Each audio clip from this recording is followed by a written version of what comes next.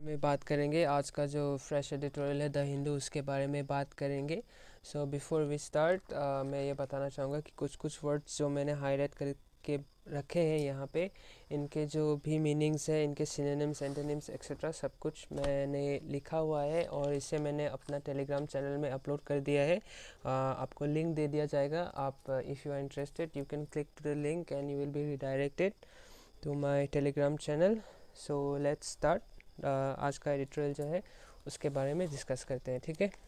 So the most dangerous moment since 1962।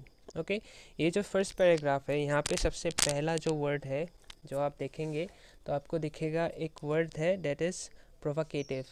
Provocative मतलब होता है कॉजिंग ए स्ट्रॉन्ग रिएक्शन, ठीक है। इसका सिनोनिम्स हो सकता है इरिटेटिंग, ऑफेंसिव, प्रोवोकिंग या फिर अनोइंग हो सकता है। इसका एंटोनिम्स मतलब ऑपोजिट वर्ड्स हो सकता है प्लीजिंग, अनप्रोवोकेटिव, सप्रेसिव या फिर काल्मिंग भी हो सकता है, ठीक है। डेलिबरेटली प्रोवोकेटिव, तो डेलिबरेटली मतलब होता है कि ऑन पर्पस का कोई काम किया गया है तो उसे हम डेलिबरेटली कहते हैं, ठीक है। और एक और वर्ड दिया गया है that is status quo. Okay, तो मतलब इसका मतलब होता है कि कोई भी it is existing state of affairs और the way things usually are. अगर इसका सिनोनिम्स देखेंगे तो इसका सिनोनिम्स है नॉर्मलसी, सर्कमस्टांसेस या फिर स्टेटस। इसका antonyms that is opposite word देखेंगे तो एबनॉर्मलिटी, डिस्टर्बेंस या डिसरप्शन हो सकता है, ठीक है। तो फर्स्ट पैराग्राफ में और कुछ तो है नहीं वर्ड्स, जो मुझे लगता है आपको इनका मीनिंग्स इजीली पता चल जाएगा। So let's discuss about the first paragraph. Okay, so here we गो।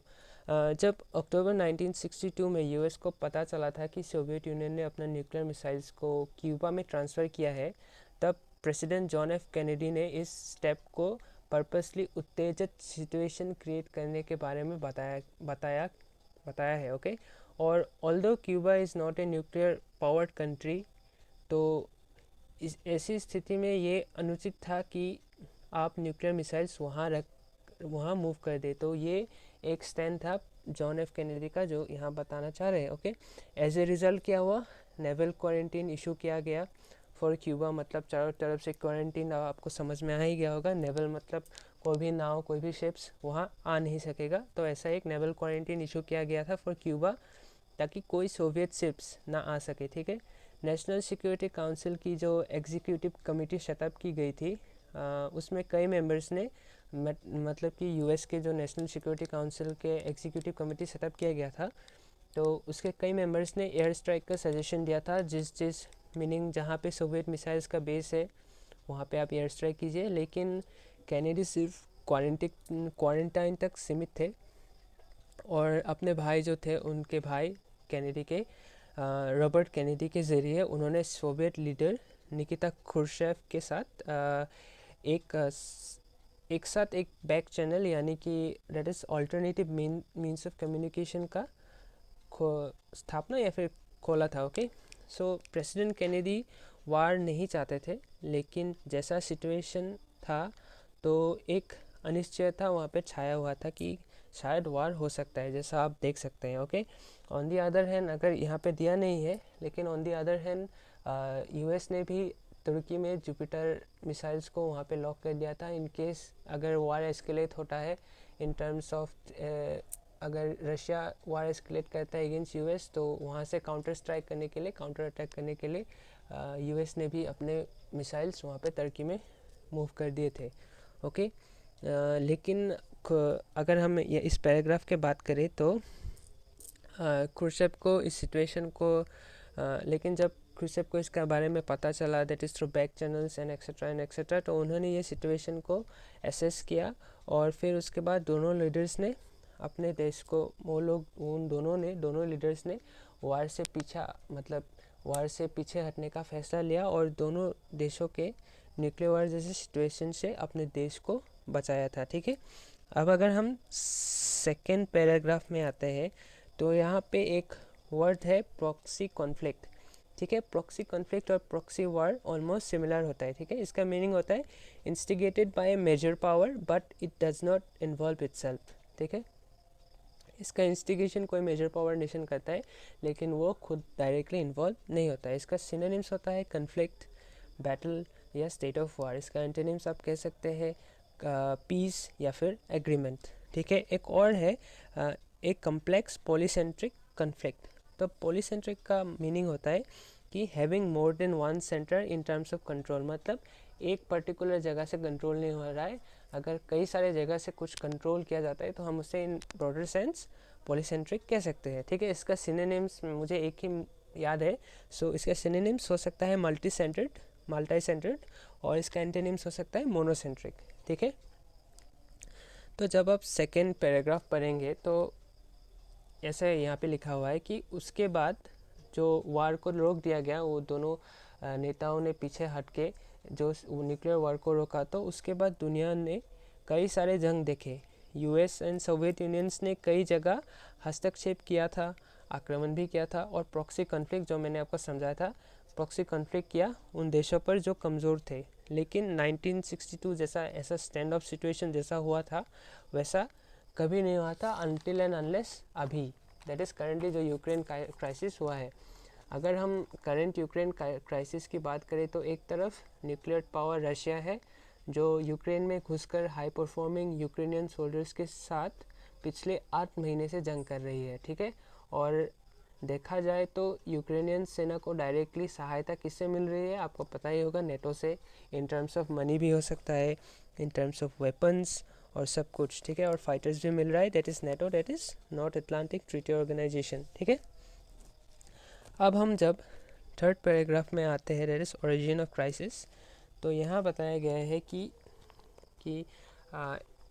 एक भय है। ठीक है, एक भय है कि ये युद्ध कहीं रशिया और नेटो वाला जंग में परिवर्तन ना हो जाए। ठीक है, वही ये युद्ध में कुछ सिमिलरिटीज़ एंड डिसिमिलरिटीज़ है बिटवीन क्यूबन मिसाइल क्राइसिस और यूक्रेन का जंग। ठीक है, आप इधर देखेंगे या राइट। तो जब क्रुश्चेव ने चुपचाप अपने न्यूक्लियर मिसाइल्स को क्यूबा में भेजा था आफ्टर जो CIA द्वारा नियोजित बे ऑफ पिग्स इन्वेजन हुआ था, ये मैंने पहले भी बता चुका हूँ इसका बारे में, बे ऑफ पिग्स इन्वेजन।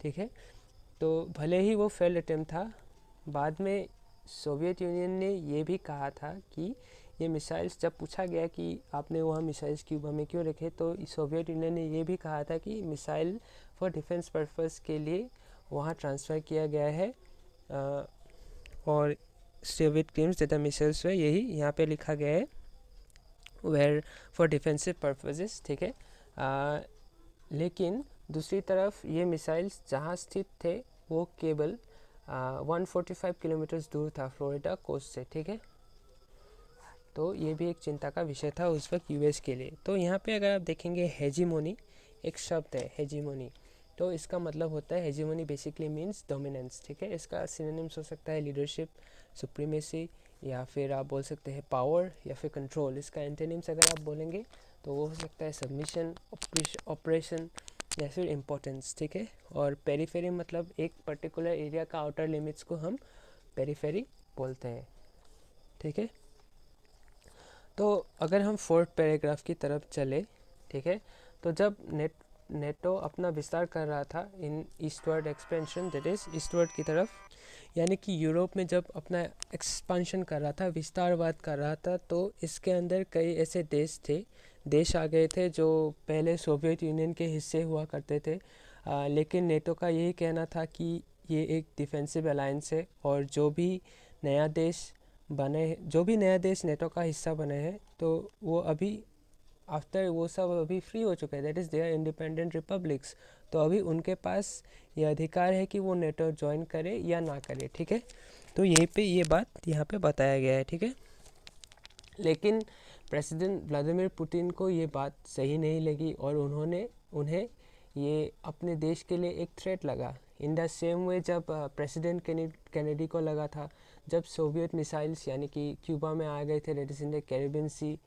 में उनका प्रेजेंस आ गया था सोवियत मिसाइल्स का, तो उस वक्त भी जैसा यूएस का अप्रोच था वैसा ही सिमिलर अप्रोच रशिया का भी था, यहाँ बताया गया है, but the similarities and there. ठीक है, फिफ्थ पैराग्राफ में जब हम आते हैं तो यहाँ पे एक वर्ड है कैटास्ट्रॉफिक। ठीक है, कैटास्ट्रॉफिक मतलब होता है anything that can cause great sufferings. इसका सिनोनिम्स हो सकता है कैलेमिटस, या फिर डिस्ट्रक्टिव, या फिर डिजास्ट्रस, या फिर फैटल। या इसका एंटोनिम्स आप बोल सकते हैं फॉर्चुनेट, ब्लेस्ड, बून या फिर फेवर, ठीक है। भले ही फिफ्थ पैराग्राफ अगर आप देखेंगे तो भले ही क्यूबन क्राइसिस सॉल्व हो गया था, लेकिन जो यूक्रेन का क्राइसिस शुरू हुआ है वो एक फुल स्केल वॉर का रुख ले चुका है। देखिए, इन टर्म्स ऑफ क्यूबा वो फुल स्केल वॉर में तब्दील नहीं हुआ था। भले ही पुतिन और बाइडेन इस यूक्रेन क्राइसिस को भले ही वो लोग टाल नहीं पाए, लेकिन अभी भी वो प्रलयनकारी रशिया नेटो का युद्ध टाल सकते हैं। पर क्या वो इसे टालने के लिए कुछ कर रहे हैं, इसका बारे में इधर बोला गया है, ठीक है। नेक्स्ट, अब जब सिक्स्थ पैराग्राफ में आएंगे तो यहाँ कुछ इस तरह बताया गया है कि फ़िलहाल जो युद्ध चल रहा है उसे इंटरनेशनल थ्योरिस्ट स्पाइरल मॉडल कहते हैं, यानी कि एक चक्र या फिर घुमावदार चक्र, आप जैसे बोलते हैं समय का चक्र गोल होता है, तो उसी तरह एक स्पाइरल मोड यहाँ पे बताया गया है, स्पाइरल मॉडल कहते हैं, ओके। तो फिर भले ही दोनों ही साइड से न्यूक्लियर वॉर का कोई इच्छा नहीं जताया गया है, लेकिन जितना ये स्पाइरल यानी चक्र गहरा होता जाएगा, ठीक है, और अगर इसे चेक नहीं किया गया तो ये काफ़ी भयानक रूप ले सकता है। लेकिन इसको रोकने के लिए क्या कोई स्टेप्स नहीं लिया जा रहा है, इसका बारे में इधर बताया जा रहा है, ठीक है। अब 7 पैराग्राफ में जब आप आएंगे तो पहले अगर हम देखें तो as per US mister Putin को आक्रमणकारी बताया गया है, जिन्होंने इंटरनेशनल लॉज और मानदंड का उल्लंघन किया है, ठीक है। जब उन्होंने यूक्रेन इन्वेजन किया था, किया है ऑब्वियसली, तो इन्वेजन किया है, ठीक है, उन्हें आक्रमणकारी बताया गया है क्योंकि उन्होंने यूक्रेन इन्वेजन किया है। लेकिन on the other hand US ने भी कई बार यूएन के नॉर्म्स का हस्तक्षेप किया है। एग्जांपल आप देख ही सकते हैं, इधर लिखा ही गया है, दैट इज़ सीरियन का गोलन हाइट्स जो भी है, ठीक है, और इसराइल का कब्ज़ा ऑफ सीरियन गोलन हाइट्स, या फिर आप जेरूसलम कॉन्फ्लिक्ट को भी ले सकते हैं। तो उसका कुछ एग्जांपल्स यहाँ पे देखा गया है। तो नॉर्मेटिव एक शब्द है, नॉर्मेटिव एब्सोल्यूटिज्म, ठीक है। नॉर्मेटिव मतलब होता है कि relating to certain standards, okay. इसका सिनोनिम्स हो सकता है रेगुलेटिंग या फिर प्रेस्क्रिप्टिव या फिर स्टैंडर्डाइजिंग, ठीक है। इसका एंटोनिम्स हो सकता है एक्सप्लिकेटिव, इलस्ट्रेटिव या फिर इल्यूमिनेटिंग, ठीक है। और एब्सोल्यूटिज्म का मतलब होता है कि सिस्टम इन विच, एक सिस्टम होता है जहाँ पे एक पर्टिकुलर सिंगल व्यक्ति या फिर रूलर या फिर कोई ग्रुप हो सकता है या फिर पॉलिटिकल पार्टी हो सकता है, ठीक है, जहाँ पे उनके पास कंप्लीट पावर होता है ओवर ए पर्टिकुलर कंट्री, ठीक है। तो उसे हम नॉर्मल एब्सोल्यूटिज्म कहते हैं, ठीक है। अगर हम नेक्स्ट पैराग्राफ में जाएंगे, बिगर पिक्चर देखें तो वाशिंगटन के पास एक मौका है रशिया को कमज़ोर करने का, और इसके लिए वाशिंगटन फुल्ली सपोर्ट कर रहा है किसका, यूक्रेन का, ठीक है। अगर किसी कारण रशिया फेल होता है तो इसमें तो यूक्रेन तो इसमें क्या हो सकता है कि रशिया में सत्ता पलट भी सकता है, ठीक है। As a result, on the other hand, Russians इस युद्ध के पीछे का असली जड़ किसे बता रहे हैं, इस युद्ध के पीछे का असली जड़, दैट इज इंस्टिगेटर, यूएस को मान रहा है, ठीक है। और अगर कोई भी कंप्रोमाइजेशन होता है तब ये रशिया के सिक्योरिटी के लिए काफ़ी ख़तरनाक हो सकता है, क्योंकि मिसाइल्स जैसे कि इवन मिसाइल्स एकदम सामने आ गए थे यूएस में, वैसे ही यूक्रेन अगर जुड़ जाता है नेटो से तो कितने सामने हो जाएंगे, right, next to the border ही हो जाएगा रशियंस के। तो वो एक पर्सपेक्टिव यहाँ पे बताया गया है, ठीक है। अगर हम नेक्स्ट स्टेप देखें 9 पैराग्राफ में, तो यहाँ पे एक वर्ड है डिटोरिएटिंग, ठीक है। डिटोरिएटिंग मतलब होता है बिकमिंग वर्स, इसका सिनोनिम्स हो सकता है स्टैग्नेट, डिके, कोलैप्स, वर्सन, ठीक है। और इसका एंटोनिम्स हो सकता है इम्प्रूव, एलिवेट, ग्रो, हील या फिर डेवलप, ठीक है। तो 9 पैराग्राफ में कुछ इस तरह बताया गया है कि अगर इसका कोई हल, मतलब इस युद्ध का कोई हल निकलता नहीं है तो यूक्रेन क्राइसिस और भी बिगड़ सकता है। अगर रिसेंट अटैक देखें, जैसे यूक्रेन के इंफ्रास्ट्रक्चर या फिर ड्रोन अटैक इन सेवास्टोपोल का बात किया गया है, क्रीमिया का, तो इसका एग्जाम्पल कुछ दिया गया है, ठीक है। तो अगर एक तरफ जेलेंस्की कह रहे हैं कि वो रशिया से बात नहीं करेंगे जब तक मिस्टर पुतिन प्रेसिडेंट है, और बाइडेन ये कह रहे हैं कि पुतिन पावर में नहीं रह सकते, ठीक है। लेकिन अगर पुतिन की सत्ता गिरती है, ठीक है, जब कम्युनिस्ट सोवियत यूनियन गिरी थी तो क्या उससे रशिया में उससे यूरोप या फिर कहीं में यूरोप में शांति आया था क्या, इसका बारे में बात किया गया है। और मिस्टर पुतिन के लिए वाशिंगटन ही इस सब के पीछे का असली जड़ है, वो इस पैराग्राफ में बताया गया है, ठीक है। और अगर हम नेक्स्ट पैराग्राफ में जाएं तो यहाँ पे एक वर्ड है प्रिडिकामेंट, मतलब एक डिफ़िकल्ट सिचुएशन, इसका मीनिंग होता है, इसका सिनोनिम्स होता है डायलेमा, ट्रबल, डिफ़िकल्टी, और इसका एंटोनिम्स हो सकता है ब्रेक थ्रू, आर्ग्यूमेंट, ब्लेसिंग या फिर क्लोजर, ठीक है। 10 पैराग्राफ देखेंगे तो जब क्यूबन मिसाइल क्राइसिस हुआ था तो कैनेडी और खुर्शब ने एक भयानक युद्ध को होने से टाला था, ठीक है। इसी प्रकार क्या बाइडेन और पुतिन वो कर पाएंगे, वो जितनी जल्दी इसे रोक पाएंगे उतना ही पूरे विश्व के लिए अच्छा होगा, ये बात बताया गया है इस पैराग्राफ में। Thank you very much. तो with this I would like to end my segment for the daily English editorial. Thank you very much for watching and keep working hard.